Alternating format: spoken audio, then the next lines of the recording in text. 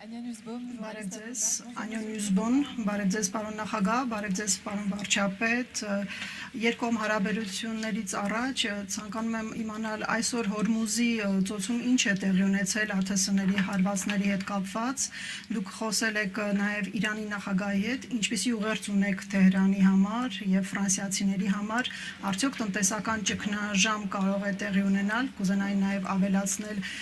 մի քանի րոպե առաջ Տիկին Վան դեր Լայենն ասում էր, որ Թրամփի մաքսային այդ սպառնալիքների դեմ պետք է հավաքվել սեղանի շուրջ, կարծում եք, որ պետք է հատուկ ինչ-որ հարկադիր գործիք կիրառել դիմակայելու համար Թրամփի սպառնալիքներին, շնորհակալություն։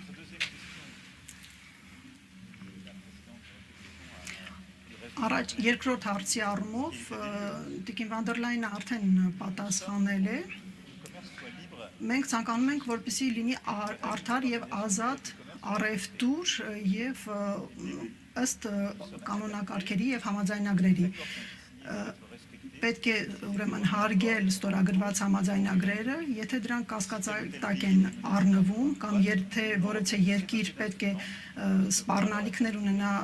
այդ դեպքում պետք է Եվրոմիությունը միջամտի։ Այո, ամեն ինչ սեղանին է դրված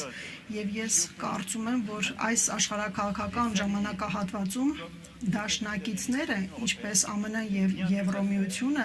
այլ անելիքներ ունեն կամ փորձեն ապակայունացնել իրավիճակը։ Մեր ընկերությունները, մեր ընտանիքները, մեր բնակչությունները կարիք ունեն կայունության ուղերձի, վստահության ուղերձի։ Այո, ամեն ինչ սեղանին է, բայց հուսանք, որ խոհամտությունը նորից կվերադառնա եւ խոհամիտ կլինի, որպեսզի ամեն ինչ լինի ներդաշնակ։ Ինչ վերաբերում է դեր առաջին հարցին, ես խոսելու եմ Իրանի նախագահի հետ, չեմ կարող ասել, թե ինչ եմ իրեն ասելու, բայց Ֆրանսիան ի սկզբանե նույն դիրքորոշումն ունի, մենք կոչ ենք անում բոլոր ռազմական գործողությունների դադարեցմանը, դիվանագիտական բանակցությունների մեկնարկին եւ հարգելով տարածաշրջանի բոլոր երկրներին, երեք ես դատապարտել եմ Էմիրական միությունների նկատմամբ հարձակումը եւ որպեսզի վերականգնվի նավարկելի ճանապարհները։ Այո, պետք է Հորմուզի ծոցը բացվի բոլոր ուրեմն նավերի համար եւ